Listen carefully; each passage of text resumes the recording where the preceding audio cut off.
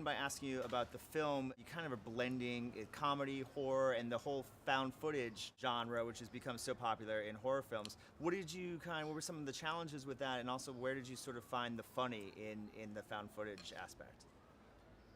Well, the funny kind of lent itself to the horror in a way. We love like Spinal Tap, we love The Office, that sort of grounded, honest characters reacting truthfully to their situation.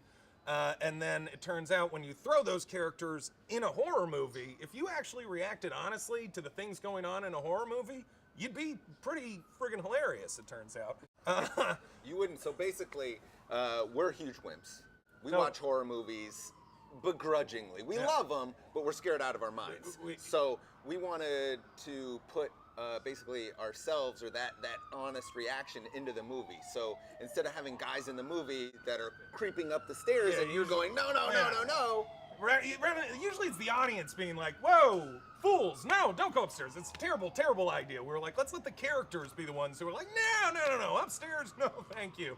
And then we had to find a reason for them to actually go upstairs, so we brought in the smoking hot woman. But that's always a good device. Yes. When you bring in the hot chick. Yes. Yeah. Because what are some things that are primal? Being scared, very primal. Being horny, Very primal. very primal. Very primal. Combine them. Horny, scared guys. Horny, scared. So the movie blends comedy and horror together. Absolutely. As actors, was that kind of tough to sort of balance those tones throughout the production, throughout the shooting? I don't think it was as tough for me because The director, I think it was tough for the director. was They tough for have the to keep directors. reminding us, you know? I think we just needed to be honest. We needed to keep it as organic as possible, and at least when we were improvising, to make sure that it was funny, but at the same time it was grounded. And so that's why I think the directors had to make sure that it all worked out. And I think, But we were just kind of I reacting think to your what was going on. Yeah, I think it's just sticking to the reality because the reality was so wacky by itself. So it made it, just by doing it all natural, make it more funnier.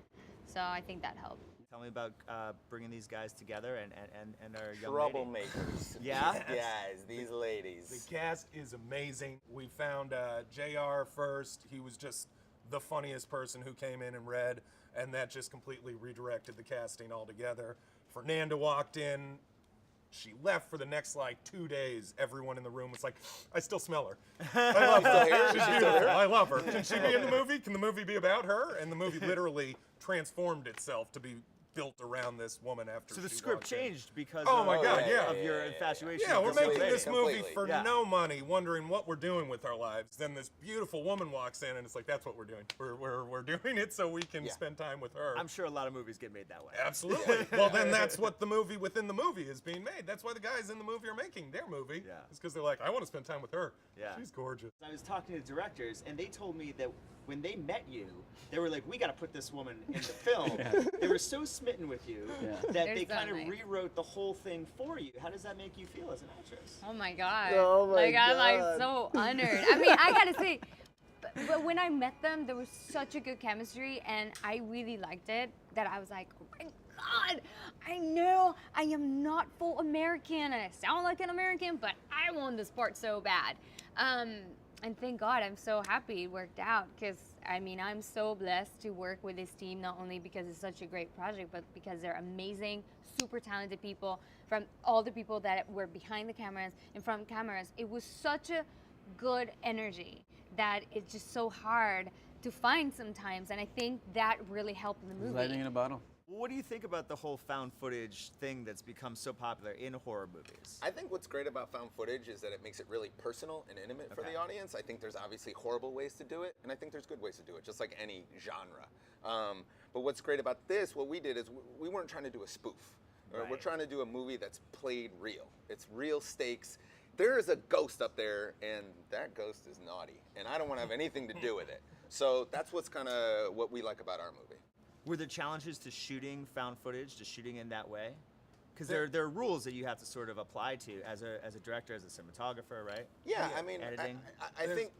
Go ahead. There's all sorts of challenges, but all those challenges actually gave way to more opportunities once we actually dove into it.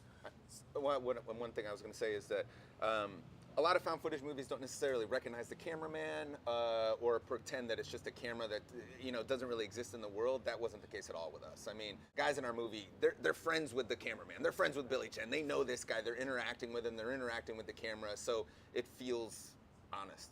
Well, it seems like there's a really good chemistry between the three of you. Could you guys kind of talk about that, and also obviously the relationship, the friendship between your two characters? Yeah, it did. We just hit it off immediately. It was weird, and They locked them in a closet we for shoot like we shot 2 our days first and- scene. Yeah. You're gonna become best friends. Go. Yeah, you gotta. Especially yeah, under we pressure got 5 because hours they to literally shoot, you were gotta ready to make it work. shoot. They were ready to shoot the movie.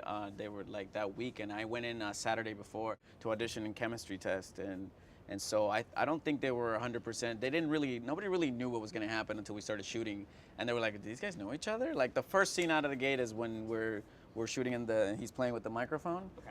And if you look back at it, it just looks like literally we've known each other for such a long time, which was amazing. When you can't deny that camera we cannot. got lucky, to be honest with you. You can't I fake mean, chemistry. Yeah. We got lucky that Carlos Yeah. walked in the door when he did, because they didn't have anybody, and everybody was worried, and then Carlos We had just someone, kinda and then something dropped happened, from the sky, things happen for a reason. And everybody brought something to the table, which was Yeah. amazing and unexpected. Tony Cavallero also is in the movie, and Megan Falcone also did a great job. And everything just it was such a great give and go, which you don't get often. I don't know if you know in Hollywood, there's not a lot of give and go sometimes. give and go. Yeah. No, you know what is really important to this cast? Like, we all worked great together, and they're like, it's my first time doing so much improv, and I really loved it. And these guys, I mean, they're comedians like night and day, and they're always like pushing the limits. So it made me grow as an actress too, to push the limits, to not be scared, to improvise more, and I really liked it. She And- jumped right in.